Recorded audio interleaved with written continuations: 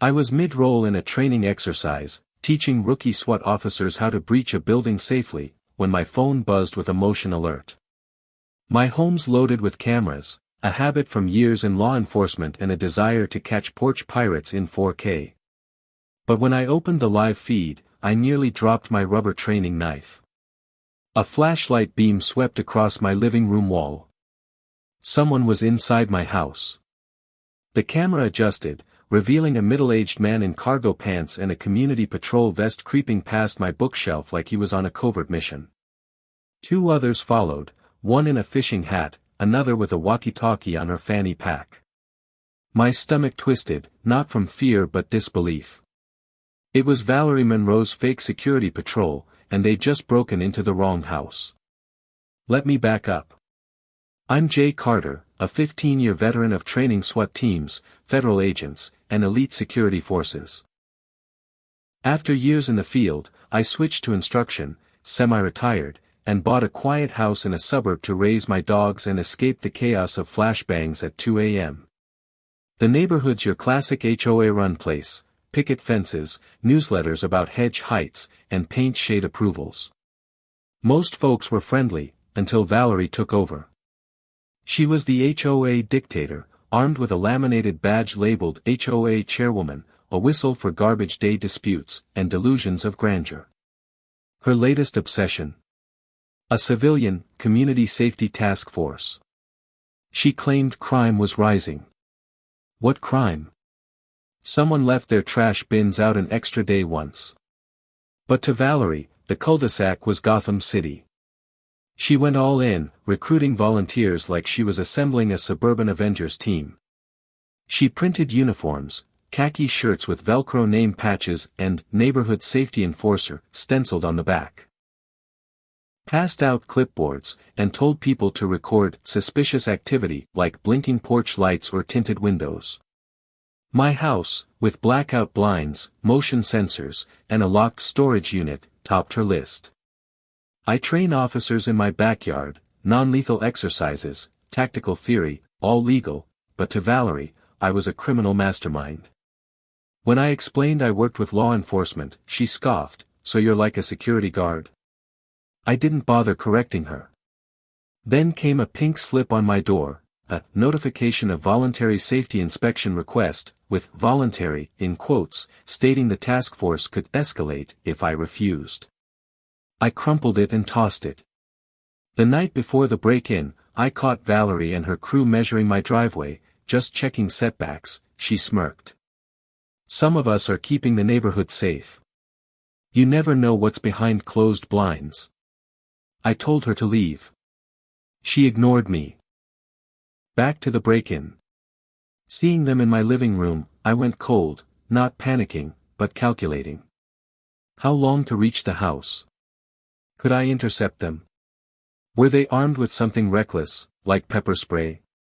Valerie's son, Ethan, fancied himself military adjacent after too many video games. He might do something stupid. I dismissed the recruits, saying training was cut for a real-world case study, jumped in my truck, hit the silent alarm app, and drove fast. On the way, I called the police, reporting trespassers in my home, keeping my identity vague for clean optics. I wanted Valerie to dig her own hole. I reached my house in 6 minutes, parked down the street, approached through the back fence, and entered via the garage. Inside, Valerie and her team were in my kitchen, arguing about opening my shed's locked door. One held bolt cutters. I flicked the breaker, killing the lights. They screamed. I called out calmly, "You're trespassing in a private residence. Put down your tools, exit, and lie on the ground. This is your only warning." Valerie shrieked about being authorized personnel. Ethan lunged for the hallway. I flipped the hallway strobe, a training rig, and he ran into the wall, crumpling. The others scrambled, but I was at the door, flashlight in their faces, instructing them to get down. Valerie barked, "I know my rights." "Yes," I said, "and you violated most of them tonight." She dropped the bolt cutters. 10 minutes later, the cops arrived. I handed over my ID, explained, and showed the footage. The officers, recognizing me, barely hid their laughter. Valerie claimed she was investigating a potential domestic operation under the HOA security clause.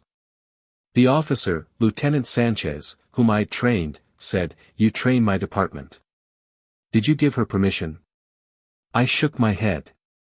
Valerie was stunned silent, her empire of plastic badges began to crumble. Ethan groaned on the floor, one shoe missing, looking like he'd lost a fight with a door. The others, Sandra and Ron, sat on the couch, dazed. Lieutenant Sanchez played the footage. Valerie's voice echoed, "Cut the lock. I don't care if it's illegal. He's probably building bombs." The silence was golden. Sanchez said, "You forced entry without a warrant, consent, or emergency justification." Valerie stammered, "It was an HOA-sanctioned wellness check." I replied, "You picked my gate lock, disabled the camera, and entered with tools. That's burglary." Sanchez called for backup, and Valerie, Ethan, Sandra, and Ron were separated for statements. Valerie refused to answer unless legally mandatory, acting like a half-informed TV lawyer. Neighbors gathered as I watched from the door. Mrs. Harper, across the street, martini in hand, mouthed, "What happened?" I shrugged. She grinned. An officer confirmed they'd filed charges for unlawful entry and possession of prohibited self-defense weapons. I let the city handle it, knowing Valerie would dig deeper if left alone. She was escorted out, warned not to return, her face a mix of rage and humiliation. Neighbors asked what happened. Valerie's security team broke in. "Caught on tape," I said. Jaws dropped. Someone laughed. I cleaned up, drawers opened, furniture moved, even the dog food container checked. What did they expect, a meth lab behind the spice rack? I reviewed footage, labeled files for police, and realized Valerie wasn't just annoying, she was dangerous, delusional, with enough influence to drag others into her madness. She'd broken my trust in the neighborhood. I decided this wouldn't just be a police report. She'd face accountability with strategy and precision. Within 24 hours, the story exploded on the neighborhood group chat. A teen's blurry video of Valerie being walked out by cops went viral, captioned, "Valerie's cops arrested for breaking into SWAT guy's house." The chat lit up. Residents shared stories. Mr. Evans said Valerie accused his daughter of domestic espionage for using binoculars in a science project. A single mom said Valerie's patrol followed her son for wearing a hoodie. Valerie's 4-year reign of intimidation shattered. People stopped fearing her. The next day, Mark, a federal agent I'd worked with, visited. We reviewed footage, audio, and HOA emails where Valerie listed high-risk homes, including mine, a firefighter's, and a nurse's. Mark said this could be coordinated harassment and unlawful surveillance, especially if she used HOA dues. I showed him Valerie's Community Safety Task Force intel log, a binder her team left behind, filled with illegal surveillance notes on neighbors' routines, photos from bushes, comments like, "Kid wears dark clothing, possible gang association." Mark said, "If this was unlicensed private investigation, it's a legal violation."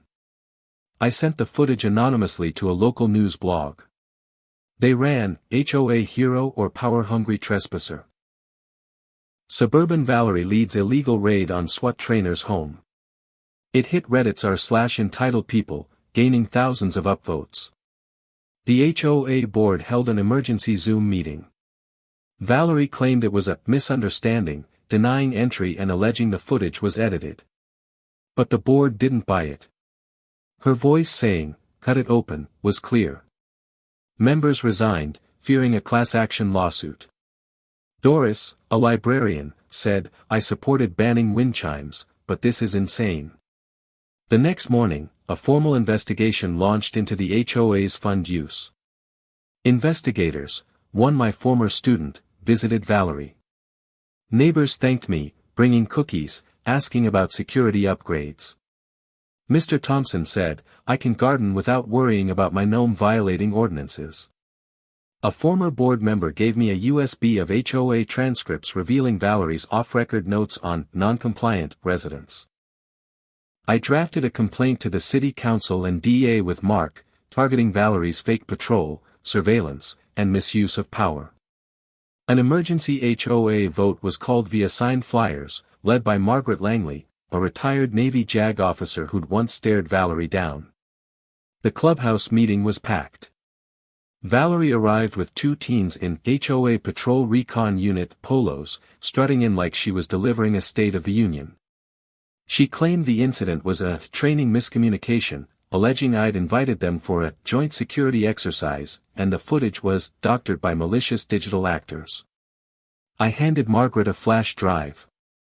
The footage played, Valerie directing her squad to breach my door, Ethan crashing into the wall, Valerie ordering Ron to check for bomb supplies. Gasps filled the room. Margaret asked, "Do you deny this is you?" Valerie stammered, blaming lighting and voice manipulation. Mr. Bennett, a former cop, said, "I ran the audio through forensic software. It's authentic. This is criminal trespassing, unlawful surveillance, and coercion." Motions passed to remove Valerie as chair and disband her task force, permanently banning similar groups without a 2/3 vote and city approval. Valerie held a press conference on her lawn, taping paper to a music stand, using a megaphone to address 3 neighbors, a dog, and a mailman who left. She claimed tactical bullying by shadow forces. I watched, entertained. The city scheduled a public hearing, over 60 neighbors attended, forcing a larger room. I testified factually, ending, I've trained officers across 5 states to enter buildings safely, lawfully, respectfully. Valerie did none of that. She's a threat pretending to be a safety officer. Valerie's lawyer called it an overzealous attempt at safety, suggesting she felt endangered by my strange activities. Margaret called out, "You mean CPR training for first responders?" The judge ruled Valerie violated civic codes. Impersonation, unlawful entry, harassment via surveillance. She was fined heavily, barred from HOA office for 10 years, ordered to take an ethics course, and required to publicly apologize. The neighborhood celebrated with a barbecue. Mr. Thompson passed out "Neighborhood Peacekeeper" stickers to kids, joking they had more authority than Valerie. I added a lock to my shed, updated sensors, and thanked the officers. I declined chairing the HOA Security Committee, preferring to stay low-key. Valerie delivered a lawyer-drafted apology letter with a handwritten note in the margin, "I was wrong." The HOA hired a licensed security consultant, and I advised on legitimate practices, no fake badges, no Valeries. Evenings now, I sit on my porch with iced tea, watching kids bike and dogs play. The neighborhood feels calm, a community again, not a dictatorship. Margaret leads with a notebook, listening, not lecturing. No drama, just leadership. Valerie's house went dark, her car unmoved. She moved away, leaving a lighter neighborhood behind. I defended my home, protected my rights, and showed a bully the exit. No battering ram needed.